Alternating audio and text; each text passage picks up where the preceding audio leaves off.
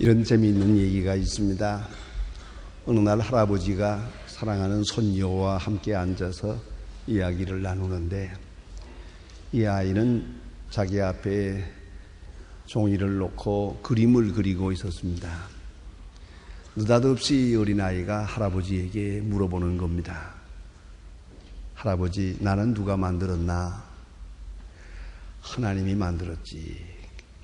할아버지는 누가 만들었나? 하나님이 만들었지. 아무 말이 없어요.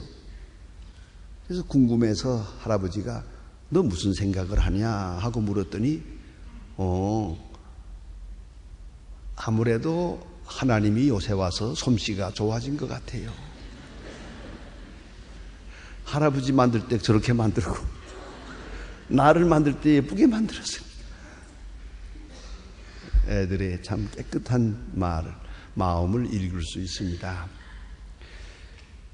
유대인에게 내려오는 그런 민담이 있습니다. 그런 전설 같은 얘기인데 하나님께서 아기를 만들어서 세상으로 보내려고 했다고 합니다.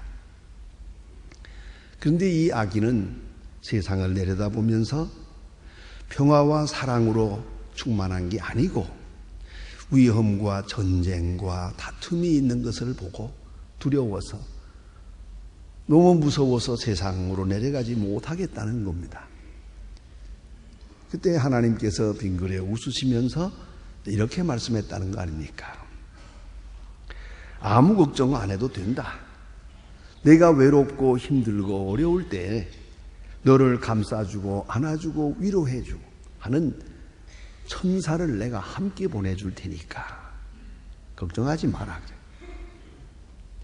그 첫째 천사는 어머니요, 둘째 천사는 선생님이니라 라고 말씀하셨다고 그런 전설이 있습니다.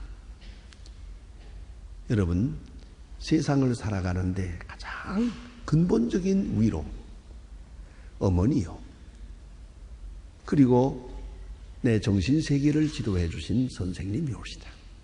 마치 천사와 같은 분이다. 그렇게 생각됩니다. 존 로렌스라고 하는 교수님께서 Life's Choices라고 하는 책을 썼습니다. 삶의 선택들이라고 하는 그런 책에 그런 중요한 문제를 말해주고 있습니다. 아이들은 생활하면서 배운다 라고 하는 전제입니다. 우리는 말로 가르치려고 합니다. 말을 많이 해서 가르치려고 들지만은 가정교육은 그렇게 이루어지는 게 아니라는 거죠. 그냥 두면 됩니다. 그냥 두고 좋은 본을 보이면 되겠다 하는 것입니다. 생활하면서 배우니까요. 많은 분들이 물어봅니다. 자녀들이 문제인데 어떻게 가르치면 되나요? 그래서 아니에요. 너무 복잡하게 생각하지 마세요. 그냥 내버려 두세요. 아버지 노릇만 잘하세요. 어머니로 할 일만 잘하세요. 그러면 그 생활 속에서 아이들은 저절로 배우고 저절로 크는 겁니다. 라고 대답하게 됩니다. 이제 로렌스 교수님의 말씀을 들어보십시다.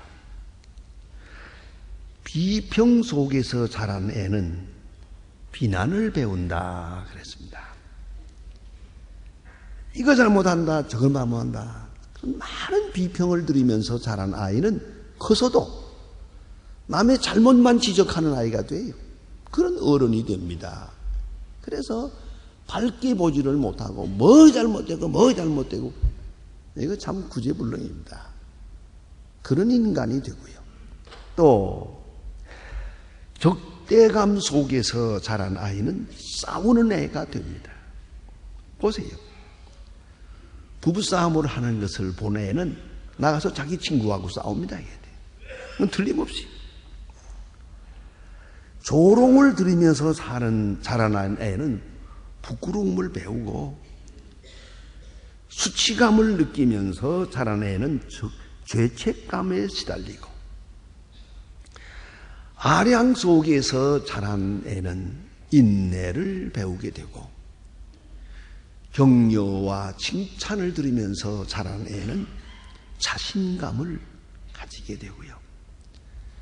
하나님을 찬양하는 그런 말을 들으면서 자란 애는 감사할 줄 아는 사람으로 자라게 되고 공정함 속에서 자란 애는 정의를 배우고 안전함에서 자란 사람은 믿음을 배우고 인정받으면서 자란 애는 자신을 좋아하는 자신감을 가지게 되고 용납과 애정을 속에서 자란 애는 세상에서 사랑을 발견할 수 있는 그런 사람이 된다. 자세하게 이런 이야기들을 설명해 주고 있습니다. 여러분, 우리 많은 부분이 이렇게 유전적인 혹은 유산적인 성격이 있다는 것을 알아야 합니다. 유산이 뭡니까? 우리의 육체가 벌써 이게 유산입니다. 부모가 나를 낳아주었습니다. 잘생겼든 못생겼든 이 자체가 귀한 유산입니다. 그런데 얼굴을 딱 보면서 마음에 안 든다고 이리저리 뜯어 고치다가 망가지잖아요. 그냥 두세요. 그냥. 그 소중한 생명이고 부모가 물려준 거예요. 옛날 어른들은 이래서 머리도 안 잘랐다고 그러잖아요. 부모가 물려준 소중한 것이다. 그 소중히 여길 줄 알아야. 또 뭡니까? 우리의 건강. 요새 뭐 의학이 발전한다고는 합니다. 그래서 많은 것을 연구하고 저리 건강을 위해 하는 거라면 정신없어요. 어떻게 먹어야 하고 뭘 먹어야 하고 뭘 어떻게 운동을 해야 되고 난리를 칩니다마는 의학 서적에서 말하는 결론은 이렇습니다. 85%가 유전이에요. 난리를 쳐봐야 별거 아니구만요. 그 여러분이 소중하게 지키는 유생 다 안 지켜도 건강하게 태어난 사람은 건강해요. 나는 언젠가 타임지를 보다가 책 보면서 실컷 웃었습니다. 왜냐하면 어느 사람의 개인의 연구한 논문입니다만은 우리가 이 치아의 건강을 위해서 열심히 이를 닦는데 그 이 닦는 거 말짱 헛거래요. 그 닦는 것과 이의 건강과는 무관하다는 논문이에요. 그러고 나서 생각나는 게 있는데 이 모택동이라고 하는 분은요 한평생 이를 안 닦았어요. 그 왜 안 닦냐 하면 대답이 뭐냐 하면 어느 동물이 이 닦냐? 안 닦고도 건강한데 그걸 왜 닦느라고 야단이냐? 하기에 요새는 너무 닦다가 이 망가지는 수도 많지요. 여러분 생각해 보세요. 그건 타고난 거예요. 저는 음식을 대할 때마다 가끔 하나님께 감사하고 우리 할아버지께 감사합니다. 좋은 치아를 물려받았거든요. 우리 어머니는 치아가 나빠요. 늘 고생했어요. 그러나 할아버지, 아버지 이쪽으로는 아주 튼튼해요. 우리 할아버지 86세까지 치아가 완전했어요. 그래서 늘 음식은 굳은 것만 좋아해요. 그래서 내가 이 좋은 음식을 먹을 때마다 할아버지 감사합니다. 안 그렇습니까? 그거 내가 위생지킨다고 될 문제가 아니에요. 타고나야지. 여러분 요새 와서 성인병이 당뇨니 혈압이니 고혈압이니 암이니 캔서 전부 유전입니다. 85%가. 그래서 의사가 진찰할 때 부모님이 어떻습니까? 우리 아버지는 90세고 어머니는 80세고 그러면 당신은 진찰할 거 없어. 그냥 가라고. 왜요? 그 사람은 암이 안 걸리거든요. 이거 보세요. 그런데 우리 어머니가 30살에 암으로 돌아가셨는데요. 아이고, 당신은 1년에 3번 체크하세요. 이렇게 얘기해요. 이거 의사의 말입니다. 결국은 우리 건강도 물려받은 것이에요. 소중하게 물려받은 거예요. 우리의 지식, 기능, 그것뿐이겠습니까? 너무나 중요한 것은 가치관과 세계관, 인간성, 소중하게 물려받은 것입니다. 다니엘 골먼이라고 하는 분이 프리몰 리더십이라고 하는 책을 쓰는데 제가 이번 여행 중에 이 책을 정독했습니다. 읽어나가면서 이런 이야기를 들을 수가 있었습니다. 사람에게는 두 날개가 있다. 하나는 감성과 하나는 지성이다. 지성과 감성의 두 날개를 가지고 살고 두 날개에 운명이 걸렸다.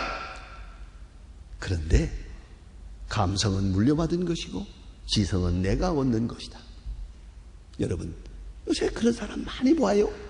공부는 많이 했어요. 많이 해서 박사도 됐어요. 이 감성이 틀려먹었어요. 운명이 곤두박질하는 걸 볼 때마다 아이고 그거 공부하느라고 괜히 수고했구나 그런 생각을 많이 합니다. 그렇지 않아요?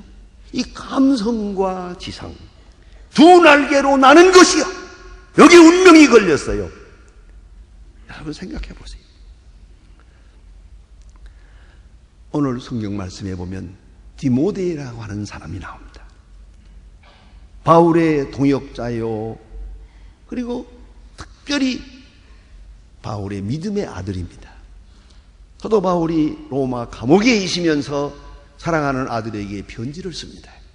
그 편지 속에서 디모데를 굳게 세우기 위해서 그의 믿음의 속성을 말해 줍니다. 내 속에 있는 거짓없는 믿음, 그것은 내 할머니 로이스와 내 어머니 유니게 속에 있던 것이다. 이것은 내가 생각하기 전에, 의식이 전에 소중하게 물려받은 것이다 라고 일깨워 줍니다. 그렇습니다. 우리의 성품, 때로는 우리의 믿음, 소중한 유산입니다. 물려받은 것 부분이 너무 많습니다. 너무 소중한 것입니다. 참 유산이라는 건 돈이 아닙니다. 간혹 돈을 주려고 자식에게 좀 잘해주려고 야단하지만 그런 아닙니다. 그래서 돈을 주면 자식을 잃어버린다. 그렇게 말하기도 합니다. 어쨌든 참유산이란 정신적인 것이고 가치관과 인생관과 세계관 그 속에 있는 겁니다. 특별히 더 중요한 신학적 의미가 있습니다. 하나님은 우리에게 말씀하셨습니다. 율법은 강하게 말씀하십니다. 십계명에서 말합니다. 보세요. 내가 하나님의 말씀을 잘 지키고 율법을 지켜 행하면 내가 내 후손에게 수천대까지 복을 주리라. 수천대까지 복을 주리라. 그래요. 그런가 하면 내가 하나님의 말씀을 떠나서 율법을 거역하면 3, 4대까지 벌을 주리라. 저주가 3, 4대까지 이어진다. 이렇게 말씀합니다. 이 문제를 종교개혁자 마틴 루터는 이 둘을 비교하면서 하나님을 찬양합니다. 복은 수천 대까지, 벌은 3, 4대까지. 오, 좋으신 하나님, 안 그렇습니까? 이렇게 찬양을 합니다. 미안하지만 저는 미국에 가서 볼 때마다 그 넓은 땅, 정말 질투가 날 만큼 넓어요. 너무 잘 살아요. 그런데 그럴 때마다 전 생각합니다. 오직 신앙의 자유를 위해서 이 땅에 온 청교도들 복을 주어서 이 땅에 이 같은 복을 주었구나 하는 생각을 합니다. 여러분 생각해 보세요.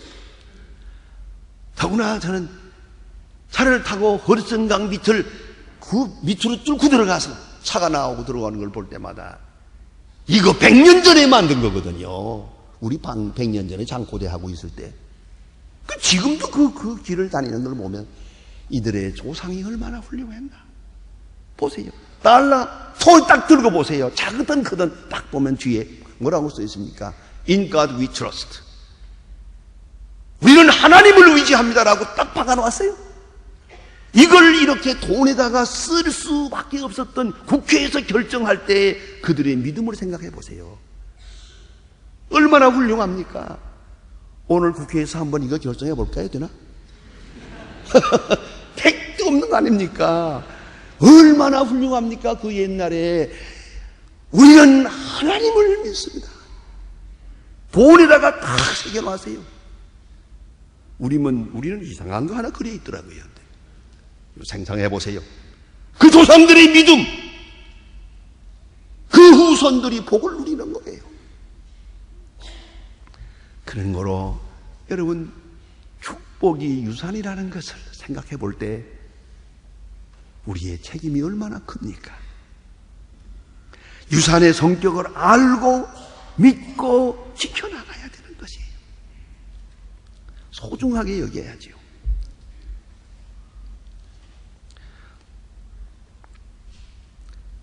사랑해야 됩니다. 소중히 여겨야 됩니다. 우리가 어떤 유산을 받았든지 여기서 멈추고 적어도 우리가 물려주는 다음 유산은 사자손손이 하나님께 감사할 수 있는 그런 유산이 물려져야 하겠습니다. 듣고 배우고 보고 배우고 느끼고 배우고 생활에서 배우고 살면서 배우고 사랑받으며 배우고 믿고 따라가면서 배울 수 있는 소중한 유산이 말이에요. 이어져야 할 것입니다. 오늘 성경 말씀에는 거짓 없는 믿음 하고 말합니다. 그렇습니다. 거짓 없는 믿음이란 하나님 앞에 참된 믿음, 복음을 받아들이는 데 있어서의 참 믿음, 교회를 섬기는 믿음을 말합니다. 특별히 거짓 없는 믿음은 사람에게 보이려고 하지 않는 믿음을 말합니다. 예수님께서는 외식에 대해서 무섭게 책망하십니다. 기도할 때 사람에게 보이려고 하고 선행을 할 때 사람에게 보이려고 하는 이런 건 거짓 믿음이죠. 누가 보든 말든 이름도 없이 빛도 없이 하나님과의 관계에서 바른 믿음. 또한 거짓 없는 믿음은 지식적인 믿음이 아니라 생활화된 믿음을 말합니다. 그리고 깊은 신앙 속에서 모든 환난을 견디며 감사하는 그런 믿음을 말합니다. 제가 군대에 있을 때, 군인으로 있을 때 군복을 입고 가끔 시간을 내서 나가던 교회가 있습니다. 조그마한 시골 교회인데요. 그 교회에 문을 들었을 때 거기에 계단을 몇 단 올라가는데 거기 옆에 아주 퇴색된 낡아진 그런 요만한 그런 나무로 만든 폐가 하나 있었어요. 자세히 보면은 거기에 김마리아 기념등이라고 썼어요. 이게 좀 이상해서 물어보았습니다. 아무도 몰라요. 그거 있는 거 본 사람도 없더라고요. 근데 어느 장로님에게 진지하게 물었더니 그 장로님이 대답해 주셨습니다. 오래전에 이 교회에 출석하는 나이 많은 권사님이 계셨는데 홀로 살면서 아들 하나를 키워서 훌륭하게 공부를 시켜서 돈도 많이 벌고 부자도 됐는데 예수를 믿지 않아요. 어머니가 아무리 권면해도 안 믿어요.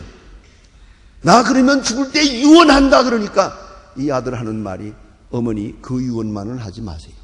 난 예수 안 믿을 거니까. 어머니가 그렇게 유언하면 나는 불효자가 됩니다. 이런 정도예요.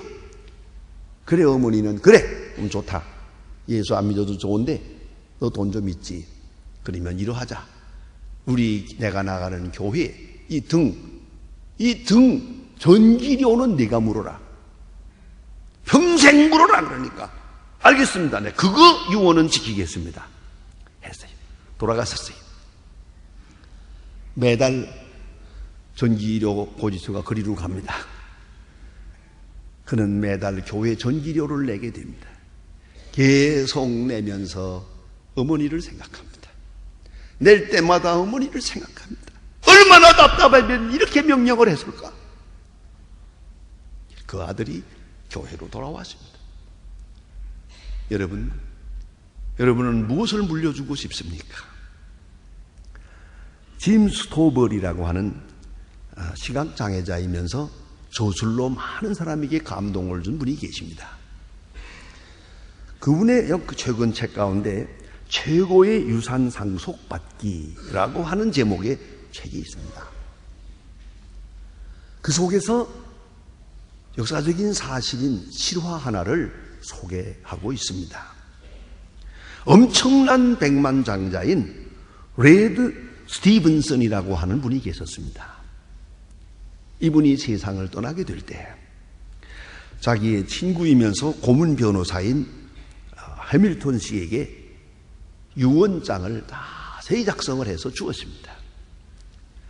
이제 본인이 세상을 떠난 다음에 고문 변호사가 온 집안 식구를 다 모아놓고 자손들을 모아놓고 유언장을 공개하게 됩니다. 1년 전에 찍어놓은 비디오까지 있어요. 확실하게 쫙 유언장을 읽어나가는데 아들에게는 얼마, 딸에게는 얼마, 무엇은 얼마, 누구는 얼마 다 나눠줬어요. 쓸 만큼 다 주었는데 이상하게도 가장 사랑하던 손자, 24살 난 손자, 이놈은 망나니예요. 공부도 안 하고 밖으로만 놔두는 할아버지 속을 썩이는 이 손자에게는 유산이 없어요. 그리고 유언장이 딱 하나 있는데 거기 뭐라고 써는 거니? 최고의 유산 딱 써놓고 봉을 했어요. 거기에 조건이 있어요. 이 유산을 내 손자에게 주되 내가 지시하는 12가지 과제를 줄 터이니 이 과제를 다 실천한 다음에 합당하거든 주십시오 하고 봉함을 해놨어요. 모든 자손이 다 유산을 받았지만 이 손자는 이런 조건이 있어서 받지를 못했습니다. 그 조건이 뭐냐고요? 12가지인데 첫째는 그 할아버지의 친구의 목장에 가서 한 달 동안 일하라. 가장 어려운 일들. 그 일하고 싶지 않지만 유산 받을 욕심에서 일을 해야 했어요. 어느 공장에 가서 일해라. 어느 고아원에 가서 일해라. 한 달씩 전부 가서 일을 하라. 이렇게 12과제를 주었는데 그는 일을 해 가기 시작을 합니다. 하고 싶지 않지만 그러면서 많은 것을 깨달았습니다. 이렇게 한 달 1년을 보내고 나서 그는 귀중한 깨달음을 글로 써서 변호사에게 제출을 합니다. 스티븐슨 씨가 이걸 보고 만족히 여겨서 이제 유산을 주게 됩니다. 그 글에는 이렇게 써 있습니다. 첫째가 일은 자부심을 갖게 한다. 여러분, 일을 해야 자부심이 생기죠. 놀고 먹으려면 사람이 이게 살 수가 없어요. 자부심이 무너져서 이 일은 자부심을 갖게 한다. 둘째는 가족은 그냥 주어지는 관계가 아니라 평생 사랑으로 이루어지는 것이다. 여러분, 그 집에 아들이라고 아들입니까? 부부라고 부부입니까? 자동적으로 가족관계가 이루어지는 게 아니에요. 많은 사랑의 희생이 따라야 관계가 세워지는 것이다. 돈은 옳게 쓸 때에 세상을 바꾼다. 돈이라는 게 참 중요하다. 깨달았습니다. 고난은 인격 형성을 위하여 반드시 필요한 것이다. 고난을 통해서 사람은 배우고 깨달으니까. 삶을 풍요하게 만드는 것은 감사뿐이다. 부하고 가난하고가 문제가 아니야. 작은 일이나 큰 일에 감사하게 될 때 삶은 풍요하게 되는 것이다. 그렇죠. 우정은 평등에서 시작된다. 고자세로는 친구가 없어요. 낮추어 평등하게 될 때 비로소 친구를 얻게 되는 것이다. 영혼을 치유하는 것은 밝은 웃음뿐이다. 여러분, 밝은 얼굴로 다른 사람의 영혼을 치유할 수도 있고 내 영혼을 치유할 수도 있어요. 밝은 얼굴이 영혼을 치유한다. 꿈은 자신이 성장할 때만 얻을 수 있는 것이다. 꿈만 꾸고 인격이 성장치 못하면 소용없어요. 인격이 이것을 감당해야죠. 즐거움은 나눔에서부터 시작된다. 이기주의에는 행복이 없다. 나만 생각하는 사람에게는 즐거움은 없다. 참 행복은 나누면서부터만 이루어지는 것이다. 인생의 절정은 바로 오늘이다. 어제도 아니고 내일도 아니다. 가장 중요한 시간은 오늘이다. 돈을 주고도 살 수 없는 가장 소중한 것은 사랑뿐이다. 12가지 깨달아가지고 이걸 써가지고 변호사에게 갖다 냅니다. 변호사는 스티븐슨 씨는 만족하게 여기고 그때 가서 최고의 유산이라고 하는 봉투를 뜯었습니다. 할아버지가 평생 키워왔던 자선단체의 기관을 소득자에게 물려줬습니다. 내가 맡아라. 얼마나 훌륭한 얘기입니까? 고아가 누굽니까? 부모가 없어서 고아가 아니에요. 유산이 없어서 고아예요. 유산이 없는 사람, 소중한 유산이 없는 사람은 불쌍한 사람이에요. 여러분, 내가 받은 유산도 소중하지만은 내가 물려주는 유산이 내 자녀와 가정의 미래를 결정합니다. 여러분은 무엇을 줄 수 있을 것 같습니까?